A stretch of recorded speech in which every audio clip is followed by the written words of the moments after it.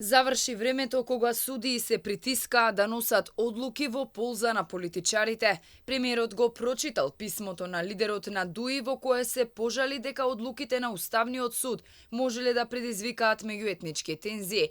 Христијан Мицкоски вели дека не му паѓа на памет да комуницира со судии и обвинители и се чуди како тоа судии кои се избрани од мнозинството на СДСМ и ДУИ работеле на исполнување на неговата програма, нешто што беше посочено во писмото од Али Ахмети.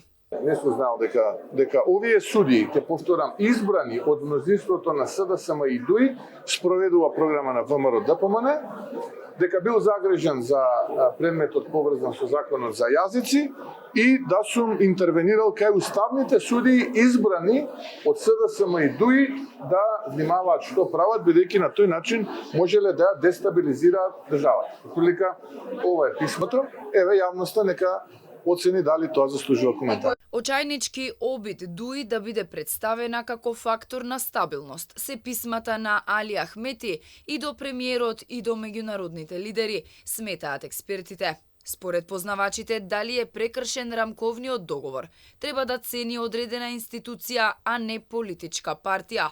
Целата реторика на Ахмети нема логика, дотолку повеќе што од премиерот бара да влијае на одлуките на Уставниот суд. Тој со писмото го нападнува директно Уставниот суд, бидејќи тој во минатото знаел како ги наметнува судиите и другите функционери во држава, односно во третата власт, односно во судството и во јавното обвинителство, тој мисли дека и понатаму така действува државата, односно владеачката партија.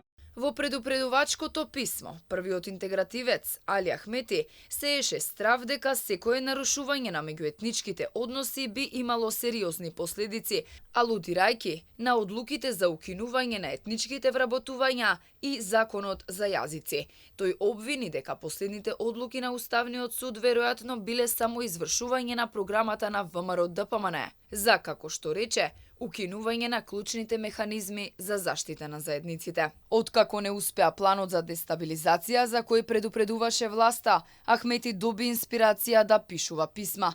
Предходно се пожали и кај председателите и премиерите на Косово и Албанија, кај шефицата на Европската комисија, германскиот канцелар, францускиот председател и државниот секретар на Соединетите Американски држави, дека биле загрозени историските достигнувања на албанците во Македонија.